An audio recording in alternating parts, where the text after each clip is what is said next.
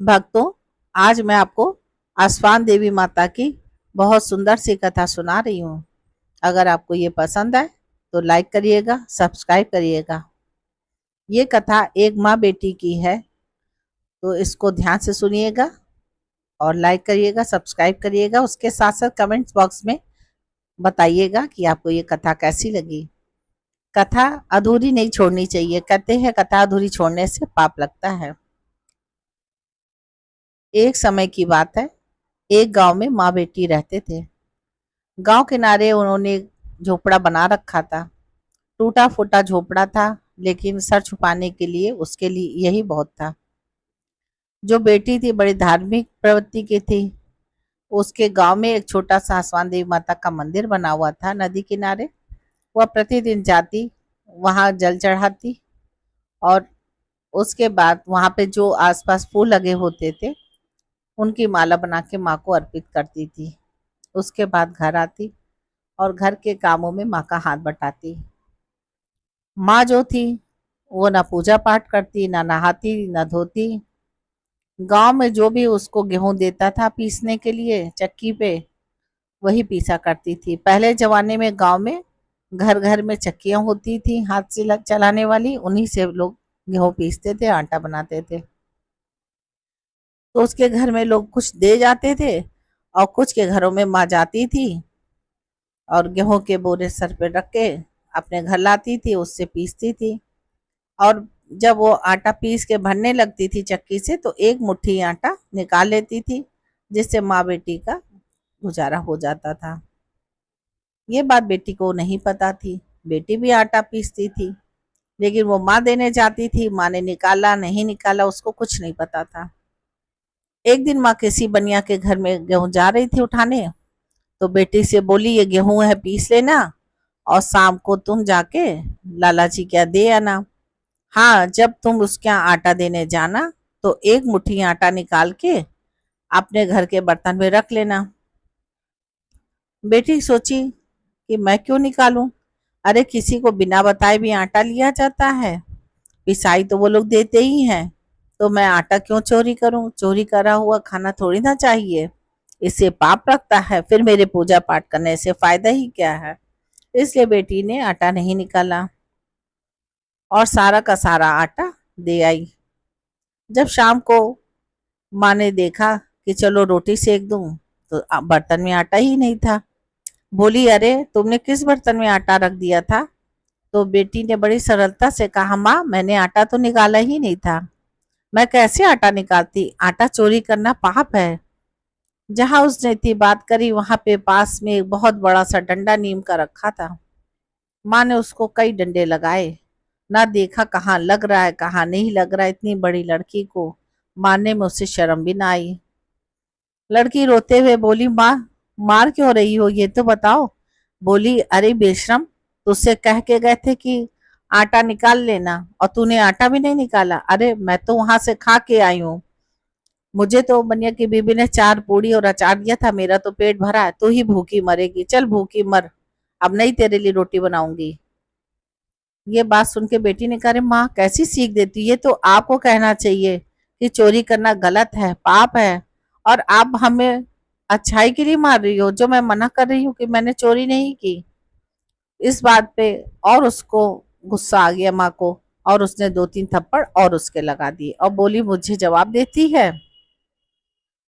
बेटी जोर जोर से फूट फूट के रोने लगी। बोली, हे आसमान देवी माता, आप ही बताओ मैं क्या करूं, मैं क्या करूं, कह के बहुत जोर जोर से रोती रही। उसके रोने पर उसकी माँ झुंझला गई और दरवाजा बंद करके बोली, देख कल ही मैं तेरा ब्याह रचा दूंगी, तूने मेरा तो जीना दुश्वार कर दिया, ये न कर वो न कर, ऐसा कर वैसा कर, जो भी मेरे दरवाजे पे पहला व्यक्ति आएगा दरवाजा खोलते मैं उसी से कर दूंगी, चाहे इंसान हो या जानवर। बेटी ने सोचा माँ गुस्से में है, कह रही है, कहने दो। बेटी रोते रोते ना जाने कब सो गई। बेटी अभी सो ही रही थी कि सुबह माँ को तो रात भर नींद नहीं आई, गुस्से के पीछे कि इसने आटा क्यों नहीं लिया, आटा पूरा क्यों दे दिया, ऐसे कैसे चलेगा, ये तो हरामखोर कहीं की मेरी बात नहीं मानती, इसको घर में रख के करूंगी क्या मैं। कल ही मैं इसका ब्याह रचा दूंगी। मारे गुस्से में थी। उसने देखा कि अब भोर होने वाली है, चलो दरवाजा खोला जाए और इसकी किस्मत में जो होगा उसी के साथ इसका गठबंधन कर दूंगी। सुबह उठी मारे क्रोध के पीछे, फिर दरवाजा उसने खोला। जैसे उसने दरवाजा खोला देखा वहां पे एक कुत्ता खड़ा है। कुत्ते को समीप देख के बड़ी खुश हुई और जोर से चिल्लाई, उठ हरामखोर कहीं की, चल उठ, तेरी आज शादी है। बेटी सुन के हड़बड़ा गई। ये माँ क्या कह रही, रात में तो क्रोध में थी, क्या सुबह भी क्रोध में है। बेटी ने आंखें मलते हुए कहा, क्या कह रही हो माँ, क्या कह रही हो। डर के पीछे वो समझ ना पाई मैं क्या बोलूं। जैसे उसकी दरवाजे पे आंख गई देखा एक कुत्ता खड़ा है। बोली, ये कुत्ता? बोली, हाँ, आज यही तेरा दूल्हा बनेगा। कुत्ते को घर के अंदर खींच के लाई और लड़की के हाथ से जबरदस्ती एक माला फूलों की उस पर डलवाई और एक माला उसने अपने हाथ में पकड़ी और कुत्ते के हाथ से पकड़ा के लड़की को डाल दी और बोली, चल यहाँ से जा, ये रखा है सिंदूर, इसे लगा और बह, आज से तेरा मेरा कोई भी संबंध नहीं है। अब तेरी तकदीर जहाँ ले जा तू वहां जा। लड़की ने लाख मिन्नतें की पर माँ ना मानी। माँ ने बोला, जा, दे, तेरे भाग्य में यही लिखा था कुत्ता, इस कुत्ते के साथ जीवन बिता। लड़की करती क्या, माँ तो घर पे रहने नहीं दे रही थी। रोते रोते कुत्ते के साथ वह चली। बोली, हाय रे मेरी किस्मत, माता मैंने कितना तेरे दर पे आके तेरा दीदार किया, तेरे दर्शन किए, तुझे इस नदी के पानी से स्नान कराया, कलश रखा, पूजा की, तेरे लिए फूलों की माला मैं बनाती थी। हे माँ, तूने ये मेरे साथ क्या किया। रोते रोते न जाने वो कब मंदिर आ गया। मंदिर आते ही बेटी ने कहा, चलो मेरी जो किस्मत होगी, माँ तो जो करती है अच्छा करती है, कभी भी बुरा नहीं करती, हो सकता है इसमें माँ की कोई भलाई हो।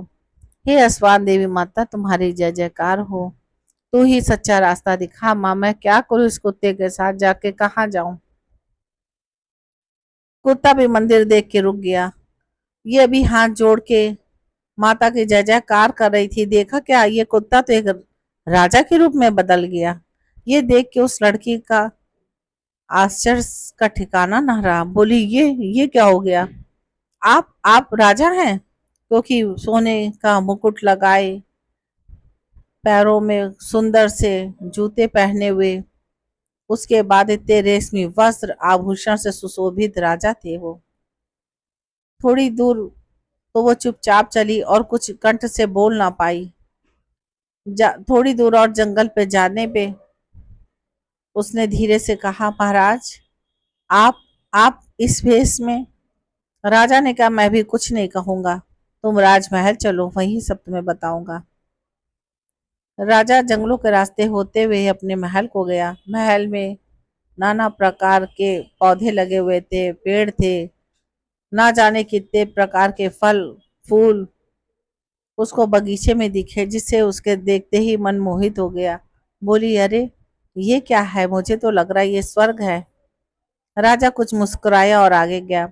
देखा मंत्रीगण, ना जाने कितने सैनिक, घुड़सवार सब उसकी राह देख रहे थे, मतवाले हाथी बंधे थे। उसके बाद और गई तो देखा महल में कमरों के अंदर कमरा, कमरों के अंदर कमरा, अनगिनत कमरे, भूल भुलैया जैसा था। वो बोली, अगर मैं यहाँ रहूंगी तो मैं तो भूल ही जाऊंगी, मैं कैसे रह पाऊंगी। मुझे तो यहाँ कुछ समझ ही नहीं आ रहा, मैं कैसे कैसे कैसे कर रही थी। तब तक ना जाने कितनी प्रकार की दासियां आ गई। कोई उसके लिए वस्त्र ला रही थी, कोई थाल में आभूषण लिए थी, कोई रेशमी मलमल की साड़ियां ले खड़ी थी, कोई जो थी फल फूल, और कई दासियां जो थी वो नृत्य करती हुई आई और राजा और इस बेटी के ऊपर फूलों की वर्षा करने लगी।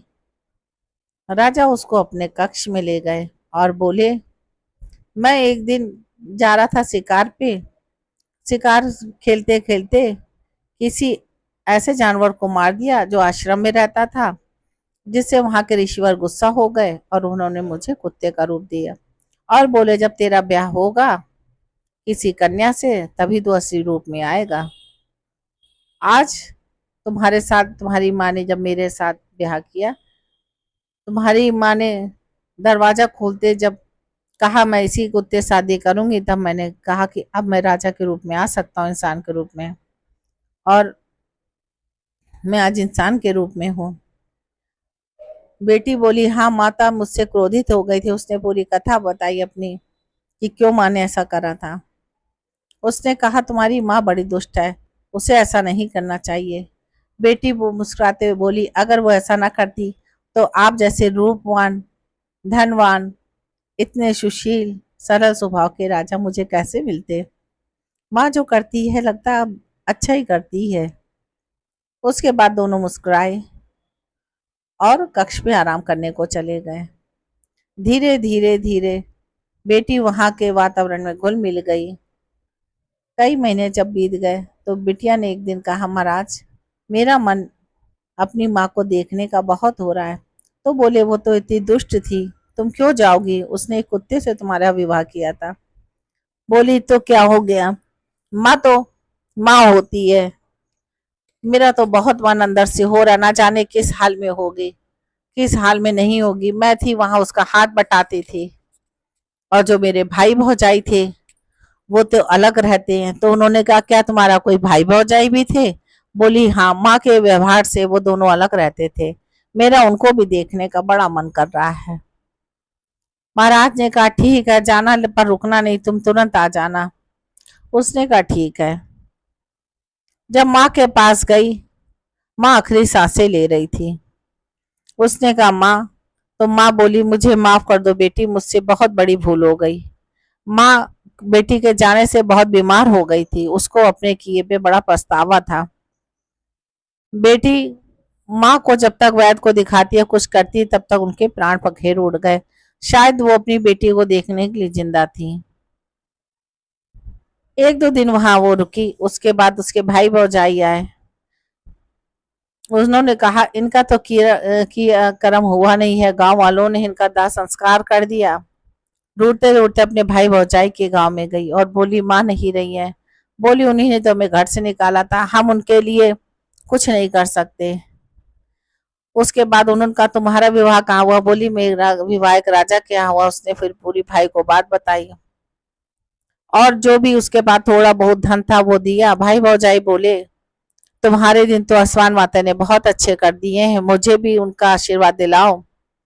मैं भी सोचता हूँ मेरे कोई बाल बच्चा हो जाए तो मेरा भी जीवन सुखमय हो जाए। थोड़े बहुत उसने आभूषण दिए, कहा, भैया ये ले लो और इससे कुछ अच्छा व्यापार करना, आसमान देवी माता की पूजा करना, दुरैया कराना, मान लेना तो हो सकता है तुम्हें कोई औलाद हो जाए, और माता 6 महीने के अंदर ही अंदर तुम्हारी माँ मनोकामना पूर्ण करेंगे। अगर कुछ हो तो मुझे बताना। ये कह के वो राजमहल आ गई। राजमहल में आके बोली, महाराज मेरी माँ तो रही नहीं, और अपने भाई भौजाई का भी सबने हाल बताया। बोल रही, वो तो तरेगी नहीं। वो कैसे तरेगी, महाराज बताइए। तो वहां पे जोशी बुला गए। उन्होंने कहा, तुम्हारी माँ जो थी वो अच्छी ना थी, ना धर्म कर्म नहीं करती थी, इसलिए अपने भाई के पास रुपए पैसे भेजो, और मैं स्वयं भी चलूंगा। हम लोग वहां यज्ञ करेंगे, दान दक्षिणा देंगे, जिससे तुम्हारी माँ का जो है अगला जन्म अच्छा होगा, और जो माँ तुम्हारी तड़प रही, उसकी आत्मा तड़प रही है, वो मोक्ष को नहीं प्राप्त हो रही है तो अभी प्राप्त होगी। उसने जाके धन दान से भाई को घर भर दिया और कहा, भैया जाइए, आप खूब दान पुण्य करिए, तीर्थों की यात्रा करिए, इससे माँ को मोक्ष मिले। भाई ने ऐसे ही किया। फिर वो घर आई और राजा से बोली, महाराज हमें तो आसमान देवी माता ने इतना कुछ दिया, और मुझे भी दुरैया करानी चाहिए। महाराज बोले, अरे इसमें देरी क्यों करती हो, तुम्हारे कारण, माता के कारण ही तो मुझे कुत्ते के रूप से ये इंसान का रूप मिला, तभी मैं राजा बन के सुख भोग रहा हूँ। दोनों ने वहां पे गांव मोहल्ला जितने आसपास की महिलाएं थी, सबको वहां ढिंडोरा पिटवाया। जितनी महिलाएं हैं सब आज राजमहल में आएंगी, कल आज आ जाएंगी, आज यही नहाइए धोइए सब, और कल दुरैया होंगी। दूर दूर से सारी महिलाओं को एकत्र किया, हजारों महिलाओं को एकत्र किया। रानी ने स्वर्ण मुद्राएं सारी एक एक महिलाओं को दी, और उनको वस्त्र दिए, 16 श्रृंगार दिए, माता का पूजन पाठ किया, सबने मिलके गीत गान किया। और जब महिला जाने लगी तो उसको आशीर्वाद दे के गई कि तुम्हारे भी एक राजकुमार जैसा बच्चा हो, खूब सुंदर मुंदर बेटा हो तुम्हारा। सारा आशीर्वाद राजा रानी ने पाया और माता अश्वान देवी के गीत गाए। रात भर भजन कीर्तन के बाद महिलाओं को विदा किया और दोरियां खिलाने के बाद वो भी विश्राम करने गई। 9 महीने के बाद रानी के भी औलाद हुई और कहते उन्होंने आसमान देवी माता का जयकारा लगाया। कहते जैसे उनके दिन बहुरे ऐसे सबके दिन बहुरे। आपको ये कथा कैसी लगी आप कमेंट्स बॉक्स में जरूर बताइएगा और आसमान देवी माता लिखना ना भूलिएगा। आसमान देवी माता की जय।